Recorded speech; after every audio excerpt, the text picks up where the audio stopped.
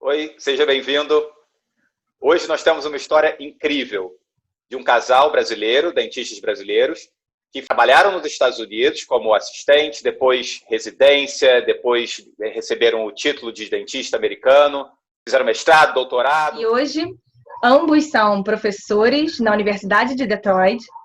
Ela, professora de endodontia, ele, professor de periodontia, super felizes e dispostos a conversar aqui com a gente, contando detalhes importantíssimos para quem tem interesse ou pensa em seguir um caminho parecido. Vem com a gente?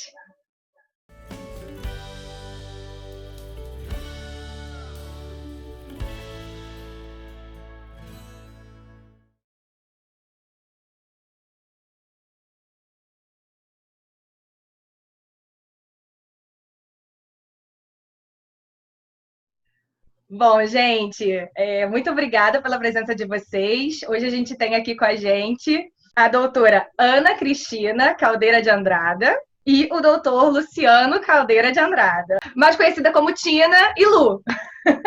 Isso. Muito obrigada pelo convite, gente. A gente está bem honrado de estar aqui com vocês, poder dividir um pouquinho da nossa história e, de repente, poder ajudar alguém que queira vir para cá e não sabe por onde começar, né? É isso aí, essa é a ideia. Maravilha. Vocês dois fizeram a graduação em odontologia na Universidade Federal de Santa Catarina. Então, quando vocês decidiram ir para os Estados Unidos, vocês não tinham nenhuma especialização ou tinham alguma especialização no Brasil já? A gente formou em 99, os dois, o Luciano formou em começo de 2000, e nós tivemos nosso consultório junto no Brasil, juntos até 2008. Então, nesse meio tempo, eu fiz especialização em endo no Brasil, na Federal de Santa Catarina. Terminei em 2005 e fiquei dando aula como professora substituta por 3 anos. Então, eu já tinha essa experiência de endo, fazia bastante endo no consultório, trabalhei numa prefeitura também, fiz bastante endo. Então, eu já tinha a experiência de endodontista e já sabia que era isso que eu queria fazer. Eu era clínico geral, mas eu tinha feito atualização em cirurgia e pério. E eu fazia um pouco de tudo no consultório, mas já um pouco mais voltado para cirurgia, para a área de pério, para a área de cirurgia. Bacana. Então a gente vê que os dois estavam encaminhados, né, na profissão, trabalhando. Uma pergunta para a gente deixar para vocês, considerando que vocês já tinham uma vida profissional encaminhada, qual foi a motivação que fez vocês quererem trocar a odontologia praticada no Brasil por uma nova odontologia nos Estados Unidos ou um novo caminho a ser percorrido nos Estados Unidos? Olha, sempre quando a gente responde essa pergunta, sempre falo que não foi uma razão só, foram várias juntas. Como tu falaste, profissionalmente o consultório estava bem, a gente estava encaminhando, não era aquele primeiro ano de trabalho profissional, mas ainda era no início, mas não tinha decolado financeiramente ainda como a gente pensava antes, na época da faculdade, que iria ser. Mas a gente morou aqui nos Estados Unidos em 2001, a gente veio estudar inglês e a gente sempre gostou. E essa ideia sempre ficou na cabeça. Quando o Gustavo nasceu, nosso filho, foi mais que a gente realmente decidiu, não, vamos para lá, que vai ser bom para a gente acha que vai ser legal profissionalmente, mas o futuro para ele. Vai ser um futuro mais seguro e eu acho que ele vai ter mais oportunidade nos Estados Unidos. E realmente eu acho que a gente acertou nisso. E pensando agora, todo mundo pergunta, né? Vocês vieram, o filho era pequeno e tal. Ele tinha 19 meses quando a gente veio. Então, olhando para trás também, disse assim, que loucura. A gente veio e botou uma criança de menos de 2 anos no avião, pegamos nossas malas, vendemos consultório, vendemos casa e vamos embora. E a gente não tinha nada aqui, sem emprego, sem casa para ficar, sem nada. Então vocês foram na cara e na coragem. Exatamente. Eu conhecia, eu tinha trabalhado, na época que a gente morou aqui fazendo inglês, eu tinha trabalhado de assistente para um ortodontista. Então, ele é queniano e também como estrangeiro, sempre pronto a ajudar, e ele sempre falou, se vocês um dia decidirem voltar, me contate que eu vou dar o visto de trabalho, eu vou ajudar vocês, sem problema nenhum. Então, na verdade, eu tinha esse emprego com ele, mas achava, vou chegar lá, ele vai dar o visto de trabalho. Aí veio um pouquinho o que a gente poderia ter pesquisado um pouco mais, ter tido, como todo mundo hoje em dia está tendo muita informação na internet, está tendo esses vídeos no Instagram e muita gente colocando o caminho que você deve percorrer. A gente não tinha isso e a gente também nem olhou isso, né? Absolutamente nada. Então, nós chegamos em julho de 2008 e eu cheguei lá para ele e falei, tô aqui para trabalhar, vamos pegar o visto de trabalho. Mal sabíamos nós que visto de trabalho como assistente, você tem que aplicar em abril e só é válido em outubro.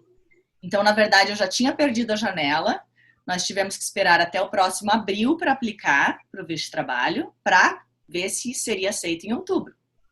E aí, nesse meio tempo, o Luciano teve que ficar fazendo aula de inglês para a gente poder manter o visto aqui nos Estados Unidos. O F1, visto de estudante.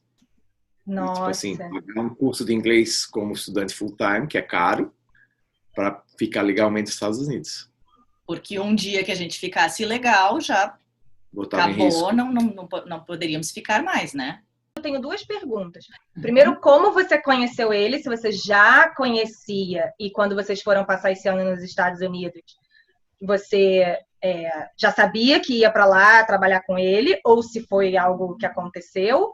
E a segunda pergunta é se esse seu visto tinha que ir para tal da loteria ou não.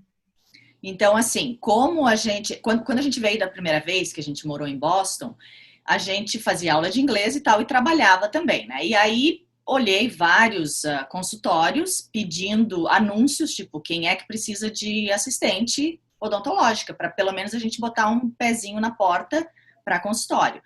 E ele batia lá na porta, ele tinha um consultório de orto. Ele é muito engraçado, porque ele falava muito bem espanhol, porque ele adorava dançar tango.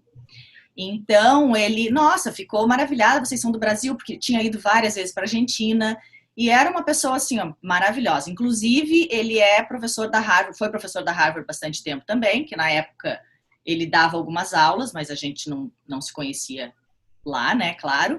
Mas aí ele falou, tudo bem, você pode vir, e eu lembro que, tipo, assistente de ortodontia a gente tem muito pouco na faculdade. Chegava os pacientes, eu tinha que trocar a borrachinha, eu tinha que fazer já tinha tudo digital, fazer a radiografia digital, ele tinha no consultório, cefalometria, panorâmica, tudo no consultório. Então, eu aprendi bastante, tirar foto, foi bem legal. Quando a gente falou que a gente vinha embora, ele falou, quando vocês quiserem voltar, eu tô aqui e pode vir. E vai, respondendo a tua segunda pergunta, sim, o visto vai para a loteria. Todos vão para a loteria, quase todos vão para a loteria, normalmente visto de trabalho, né? Tem um número X. E também tem que ficar sabendo que, dependendo da posição que você está fazendo a sua aplicação, tem mais ou menos chance, né? Tipo, assistente é uma posição que os Estados Unidos não precisa muito. Então, é mais difícil. Se você é professor universitário, é praticamente de certeza que você consiga. Isso. E se é através de faculdade, você não entra na loteria. Isso. Então, sai automático, né? Porque eles são isentos dessa parte. Mas qualquer outro tipo de visto, sim. E aí você foi sorteada? E aí a foi gente sorteada? A gente conseguiu... Foi no primeiro ano já que eu consegui, né? Foi. Na verdade, quando eu comecei com ele, o visto de trabalho, que eu voltei, era um consultório de orto. Mas assim, de novo, e ele era super bom vivan, então tinha dias que ele dizia assim, essa semana eu não vou trabalhar porque eu tô indo viajar dançar tango. E aí, pra gente, como eu era a única que estava trabalhando em consultório, tipo, o Luciano também estava trabalhando, entregando pizza e fazendo tudo o resto para poder sustentar a família, mas no consultório eu estava lá e eu disse, eu não posso perder essas horas, principalmente porque a gente não imaginava quanto daycare era caro para o nosso filho. A gente chegou, a gente tem trabalho, tem casa e tal. Tipo, temos que colocar o Gustavo num daycare. Na época, era $1.200 por mês em Boston. Hoje em dia deve estar em torno de $2.500, mais ou menos, para uma criança pequena. Então, foi aquele susto. E agora, né? Ele tem que ficar lá. Então, quando ele falou isso, eu comecei a procurar em outros lugares. E aí tinha um consultório na esquina, na mesma cidade, na esquina onde ele trabalhava, que eram dois brasileiros que foram assistentes lá, que já tinha, um deles tinha trabalhado já com o Dr. Butt, que era o dentista que eu trabalhava, e ele comentou, ó, o Rodrigo e a Vanessa estavam aqui comigo, usaram tal advogada, e eles trabalham, a Vanessa trabalha no consultório ali na esquina, por que você não entra em contato com ela também, para ver o caminho que vocês devem seguir? E aí, quando eu fui conversar com a Vanessa, ela já estava saindo desse consultório, porque eles tinham sido aceitos na UConn, né?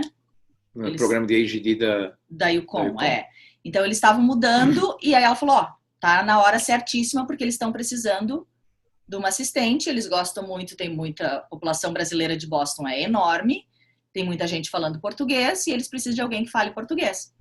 Aí eu fui conversar com o dentista, ele é iraniano, e assim, a gente ri até hoje, que a gente é super amigo, foi amor à primeira vista, né? Porque eu cheguei lá, a gente começou a conversar, e a primeira coisa que eu falei, ó, eu preciso do visto de trabalho. Não tem problema. Visto de trabalho, eu te dou o visto de trabalho. Comprei um consultório mais afastado aqui de Boston, tô indo para lá e preciso de alguém que vá comigo. Pronto, comecei com ele e lá eu trabalhava daí full time com ele direto e era tipo o braço direito dele nesse outro consultório. Foi muito bom. É muito interessante a gente ver como muitas vezes tem pessoas que precisam de um planejamento rígido, perfeito desde o início.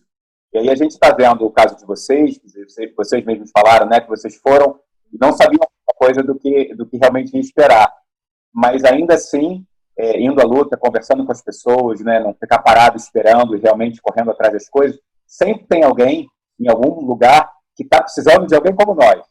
Então, com certeza. É difícil achar que isso tudo é sempre coincidência, porque a gente vê que isso se repete em várias histórias. E não foi diferente com vocês, né? Claro que nem tudo se encaixa tão certinho como parece que foi com vocês. Mas a gente sabe que, se não for a primeira vez, tenta de novo, tenta no consultório da esquina, tenta com a pessoa do outro quarteirão. Mas vai ter alguém que a gente tem acesso e precisam de um trabalho como nós, né? Eu acho que é a história que vocês estão contando para a gente, mais ou menos assim, tudo foi se encaixando conforme as coisas foram acontecendo. E é muito bacana. E também é bom para um dentista ter um auxiliar que é formado em odontologia também, né? No caso da Tina, ela era não só cirurgiã dentista, mas já era especialista em endo. Obviamente, sabe o que está fazendo. Além de falar o português, que quase metade dos pacientes dele falavam português e não falavam inglês. Muitos brasileiros que moravam lá não falavam inglês. Isso ajudava muito ele. Então, como você falou, sempre tem um lugar que você vai se encaixar bem lá e vai para frente o negócio. Mas aí, como você falou, tipo assim, as coisas vão se encaixando. Esse tempo demorou 4 anos para a gente conseguir entrar numa residência. Então, não foi uma coisa rápida. A gente falando, todo mundo, né? Encaixou aqui, encaixou ali. Muitas vezes eu trabalhava com ele direto, assim, né? Eu era, né, como eu disse, eu era o braço direito, assistente dele. Só que aqui os consultórios são diferentes. Ele eram 6 cadeiras e, tipo assim, 3, 4 pacientes ao mesmo tempo. Então, você pula de um paciente para o outro e é um dia de trabalho pesado. Eu muitas vezes era das 8 da manhã às 8 da noite. E assim, a gente sabe que assistente no Brasil, você nunca faz isso. Você não sai antes do paciente ter saído. Às vezes ele acabava, 7h30, 8 horas, ó, falta para fazer o provisório, tá aqui, tchau, tô indo, né?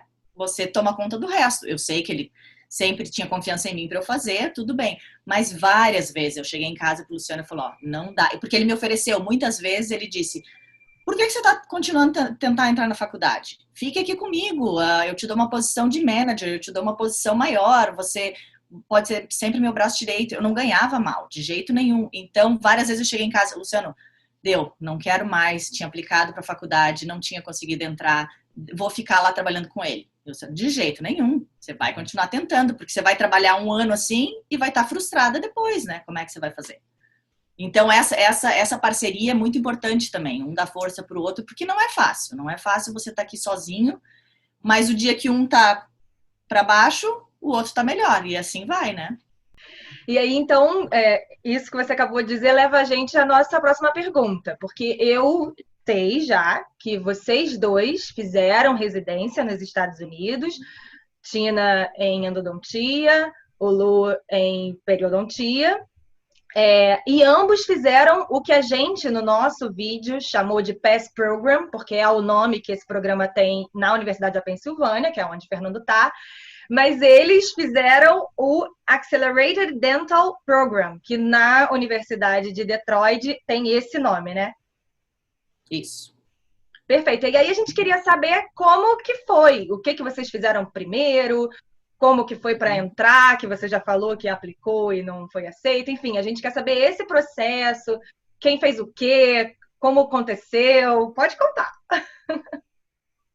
O nosso programa, começando um pouco de trás para frente, assim, o programa que a gente fez para receber o DDS, né, o título de cirurgião dentista aqui nos Estados Unidos, é um pouco diferente acredito, do PASS Program propriamente dito. O PASS de vocês aí voltaria para Dental School full-time como estudante, né? 3º e 4º ano, né? E na faculdade existe também o Faculty PASS Program. E aí você não precisa assistir todas as aulas com os alunos e etc, etc. Mas o PASS Program, que é a alusão que a gente está fazendo aí com o de vocês, sim, 3º e 4º ano full-time como um aluno regular. Sim, é porque eu acho que a maioria dos programas nos Estados Unidos eles chamam de Advanced Standing Program, né? É a mesma coisa do PASS, não é isso? Exato. É isso. PASS Program for Advanced Standing Students. Isso. O nosso é um pouco uma mistura dos dois. O Accelerate aqui, você tem que ter